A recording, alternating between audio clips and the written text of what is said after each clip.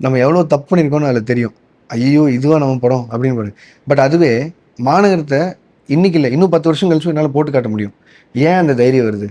அன்னைக்கு ஏன் யாருமே என்ட்ட வந்து எவ்வளோ கலெக்ட் பண்ணுச்சுன்னு கேட்கல. அதுவும் 50 நாள் ஓடுன படம் தான். அத பத்தி யாருமே கவலைப்படல. ஒரு நல்ல படம்னு பாராட்டுனாங்கல்ல. அதிலிருந்து கூலி வரையும் நான் அப்படிதான் சார் இருக்கேன். இப்போ you are the first person to cross 1000 க்ரோர்ஸ்னு வச்சுக்கோங்களேன். உங்களுக்கு ஒரு பர்சனல் சாட்டிஸ்ஃபேக்ஷன் டெஃபினட்டா வரும்ல. ஏன் sir? Like like A I was the first காய் ஹூ டிட் திஸ் அப்படின்ட்டு. ஸோ அதுவும் ஒரு ஒரு இது வருது இல்ல சார், இல்லன்னு சொல்லவே இல்ல. பட் ஆனா that is not the priority.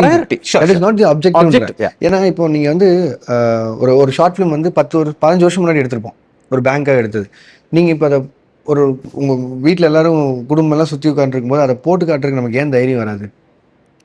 நம்ம எவ்வளோ தப்பு பண்ணியிருக்கோம்னு அதில் தெரியும். ஐயோ! இதுவா நம்ம படம் அப்படின்னு பாரு. பட் அதுவே மாநகரத்த இன்னைக்கு இல்ல, இன்னும் 10 வருஷம் கழிச்சு என்னால போட்டு காட்ட முடியும். ஏன் அந்த தைரியம் வருது? அன்னைக்கு ஏன் யாருமே என்ட்ட வந்து எவ்வளோ கலெக்ட் பண்ணுச்சுன்னு கேட்கல. அதுவும் 50 நாள் ஓடுன படம் தான். அத பத்தி யாருமே கவலைப்படல. ஒரு நல்ல படம்னு பாராட்டுனாங்கல்ல. அதிலிருந்து கூலி வரையும் நான் அப்படிதான் சார் இருக்கேன். அது நல்ல படம்ங்கிற பாராட்டு கிடைச்சா போதும். அது எவ்வளோ கலெக்ட் பண்ணுச்சுங்கிறது எனக்கு தேவையில்லைங்கிறது தான் விஷயமே.